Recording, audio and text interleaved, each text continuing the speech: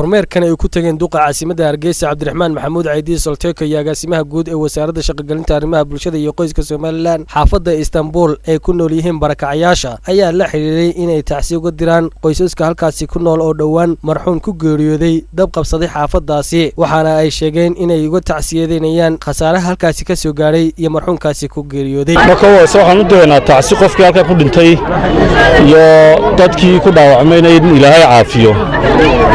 hawsha hadda waxa u taala ciidanka booliska ogahay inay ku filan yihiin oo dhamayn doona baarista wixii ah.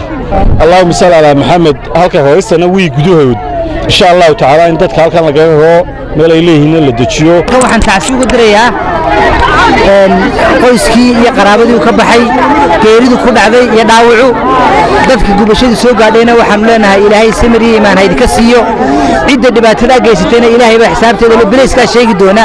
intaasi kadib waxay maayarka iyo agaasimaha guud ee wasaaradda shaqo-gelintu ay halkaasi gaarsiiyeen deeq raashin ah iyo agabka guryaha oo ugu tala galeen in la gaarsiiyo 50 qoys oo kamid ah dadka barakacayasha ee ku nool xaafaddaasi Istanbul ee degmada Axmed Macalin Haarun.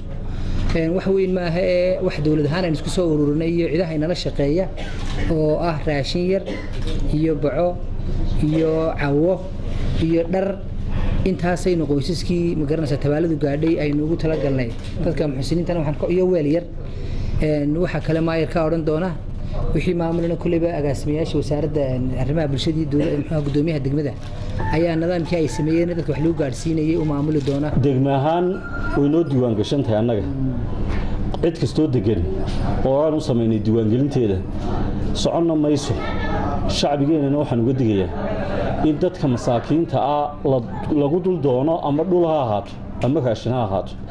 dhowr iyo 40 qoys bay ahaayeen 50 qoys baan u soo xisaabinay wixii loo keenayay ayadaday tahay dawladda haday tahay.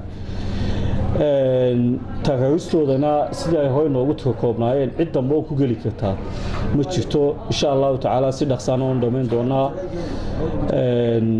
aad baan ugu mahadnaqayaa ciidanka bilayska sida uga hawl galeen iyo ciidanka dibdibisku habeenkii dhawaada ay masiibadu dhacday.